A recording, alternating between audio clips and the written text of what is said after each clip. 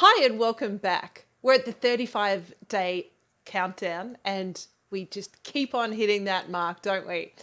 So, what's on for today? Well, we've looked at the expected qualities from section A and section B. So you guessed it, we're at the expected qualities for section C today. So, let's put our threads of time together and see our expected qualities. So just like section A and section B, you'll have two assessors who are rewarding you for what you've put on the page. That then brings the grand total of 6 assessors who have worked towards giving your exam the best possible mark that really highlights how well you've achieved. They mark it out of 10, just like section A and section B. So now looking at the criteria, let's start from bang in the middle, the 5 out of 10. What does it suggest about our expected qualities? That you show some understanding of the arguments presented and the points of view expressed. We know that section C is looking at the argument structure. It looks at the language as well as the visual. So the first expected quality is all about that argument structure. How did the author or authors craft their argument? How did they initially orientate the audience? How did they develop their arguments? And of course, what did they do to create the closer? So the assessors are looking for you to know what that is. Did you highlight how the author initially advocated for a particular perspective? How they then developed to their argument? And then of course, what was the ripple effect from the closer that was utilized by the author? If we look at the second expected quality, it talks about demonstrating a basic awareness of the ways in which written and visual language is used to persuade. Now written, that's the words. We know that. We're in Year 12. Of course we know that, Lou. The visual language. Now visual language doesn't mean symbols or similes or metaphors. No, it literally means the visual. Sometimes when there are graphs, sometimes there are cartoons or photographs. There are sometimes icons or even mottos.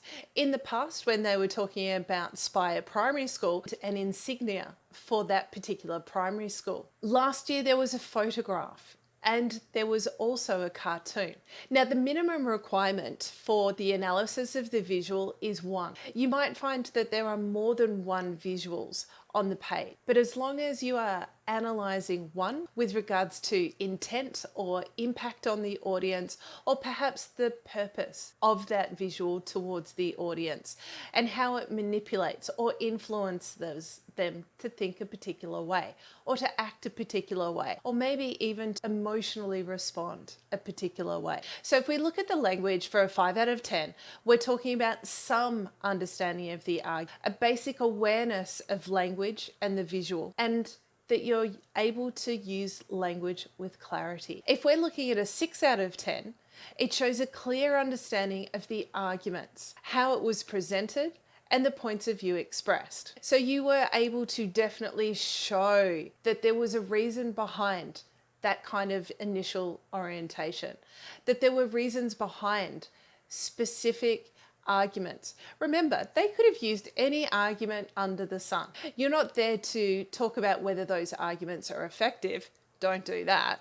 No, you're there to analyze what is there with regards to the purpose, the intent, or the impact on the audience. So how was the argument structured to create that? Demonstrates some awareness of the ways in which written and visual language is used to persuade. So going from a basic awareness to some awareness. Are you talking about a myriad of different ways that language was utilized? Are you starting to incorporate some of your terminology about that? Your meta language, metaphors, similes, from phonology or assonance or consonants or alliteration. Are you talking about your parts of speech? Do they have a particular semantic field, for instance, that creates an understanding of the descriptors that are filtered through in order to have a constant reminder for the reader? And at each time that word from a particular semantic field is utilized, how does it have a compounding effect on the audience? And again, how is the audience impacted? What is the purpose towards that audience? Or what's the intent towards that audience? Are they being asked to act or react or think or emotionally respond in a specific way. And if you keep on hitting those notes regularly, then you end up being above the average. But let's dive a little bit deeper and look at the 9 and the 10 out of 10. How does that differ from the basic understanding and some awareness? Well, let's have a look. The 9 and the 10 descriptors. Push yourself towards it. Shows a perceptive and understanding of the arguments presented and a point of view expressed. So how did they craft that argument structure for the betterment of the audience understanding in order to influence the audience, to assert the point of view and advocate particular points of view? The second expected quality is demonstrating a sophisticated insight into the ways in which written and visual language was used to persuade. So a sophisticated insight is understanding that nothing is in isolation, that there are connecting points throughout not only the argument structure, but the written, individual words, small phrases, and perhaps they may even connect to the visual as well. And if it does connect to the visual, which point or which part of the argument does it illuminate? Does it establish? Or does it conclude? And then, as always, using the language fluently and effectively so that the assessor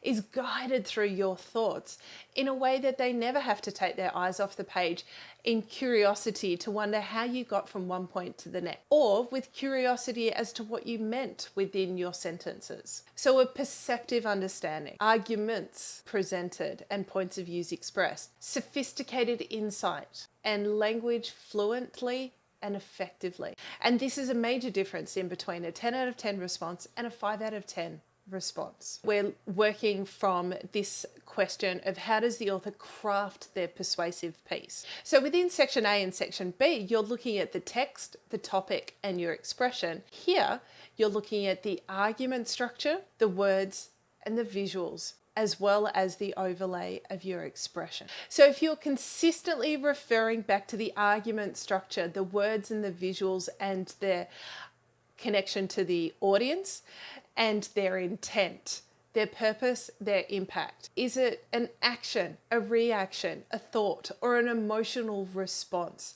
that the author is garnering from the audience? The idea of expression. Have you utilized the best of your vocabulary? Have you made sure that each sentence is well structured, cohesively links to what came before it, and what precedes it? So today's timed task, give yourself 30 minutes. Go back to your previous essays that you've written, including your SAC. Look at it with regards to the criteria. Consider the areas where you can improve. If you're uncertain, absolutely leave a comment below and I'll answer it to the best of my ability. Ask your teachers as well. After all, they know your essay, they understand your writing style, and they understand the criterion or the expected qualities that are necessary for the exam as well. And as always, give yourself a 10-minute reward afterwards. So with these threads that you're pulling together from section C and understanding the criteria, I wanted to give a big shout out to Ollie. Now I know Ollie's working really hard at the moment and Ollie finds section C somewhat difficult. Ollie's been working really hard all year about piecing together the argument structure. He knows plenty of meta language, but I know he's been concerned about the argument structure and he's been concerned about whether he'll pick it up in the exam. So this is an area that I wanted to congratulate him for pushing himself in towards that. And I look forward to working with him and I look forward to working with you all next time. So don't forget to subscribe. Don't forget to like if you liked the video. And of course, if you want to leave any comments below, please do so. Thank you, and I'll see you next time.